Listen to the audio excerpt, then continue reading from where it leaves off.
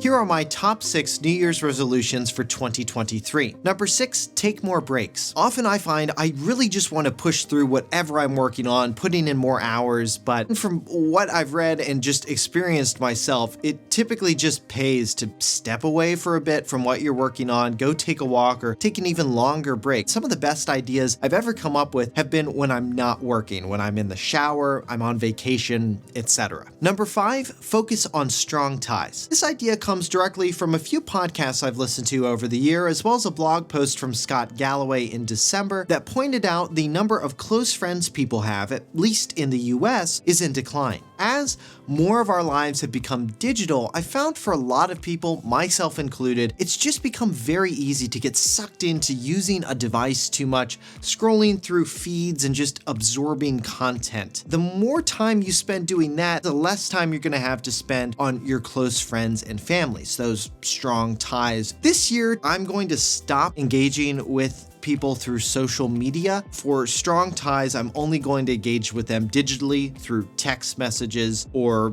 for my brother, for example, who doesn't live nearby, like through video games, playing online, things like that. But for most of my strong ties, I'm really going to try hard to do things more in person. Number 4, focus on mental and physical health. This is one I do every year, but since the pandemic, I've become much more attuned to my own mental health, keeping track and paying attention to my own mindfulness as much as I keep track of my cardio and other exercise. Number 3, read more books and articles. I just got into the habit of scrolling through Twitter or a news feed, and I just keep scanning headlines, and I'm not even spending much time reading articles, or specifically deep reading actually has some pretty beneficial impacts to your ability to learn and retain information. So what I did this year, first, got rid of social media apps with scrolling feeds. They're just designed to suck your attention and they don't have an end. For articles, I now use an app called Feedly. It's an RSS reader I connect to publications I subscribe to, and then I send the articles I want to read to my Kindle. Books historically have always been a struggle for me. I always felt like I just don't have the time to sit down and read a book. As I started looking at my habits and patterns a little bit, I was like, I actually probably do. I'm probably lying to myself saying I never have time to read a book, and I need to change a couple of things. The first one I did was banning my smartphone from my bed. Doing this has saved me so much time that I can now allot to reading. I now charge my phone on my desk. Just that friction, one, means I get to bed on time about the same time every night now, and I have about 30 minutes before I go to bed for reading and about 30 minutes when I wake up in the morning. But then I needed a device that would solely allow me to focus on reading, and that's where the Kindle comes in, or any e-reader. Technically, I just happen to have bought a Kindle Paperwhite, which I've also reviewed on the channel. The Kindle is a distraction-free reading experience. There's no notifications, no distracting apps, and you can just focus on reading books and articles, and the screen is nicer on the eyes too. Since doing just those two things, I was able to read 9 books this past year, and that's 9 more than I read in the year before. Number 2, reevaluate your relationship with social media. Social media is pretty much designed to keep your attention for as long as possible because it's an ad-driven ecosystem. And on top of that, liking posts and commenting on people's photos, it can give you a false sense of connection. It's not the same feeling you get when you go out to dinner with a friend face to face. So if you want to reclaim some of your time this year and generally feel better, I'd start by trying to delete all of the social media apps off your phone, and to keep up with your close friends, text them instead. That's what I've started doing, and honestly, I've never felt better. Number 1, notification cleanse. This is something I think everyone with a phone should do at least once a year. Go into your phone's settings app,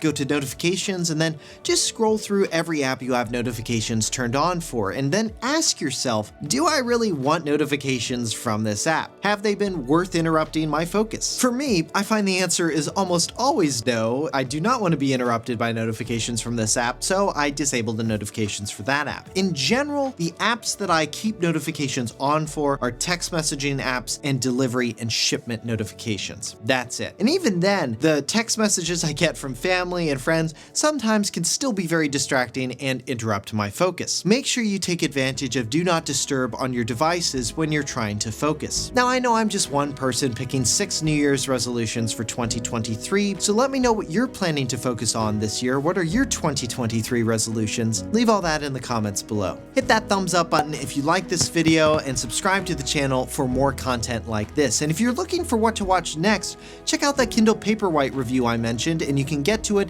by clicking on the video to the right. If you want to further support what we do, click that join button below. For 6 months later, I'm Josh Tedder. Thanks for watching.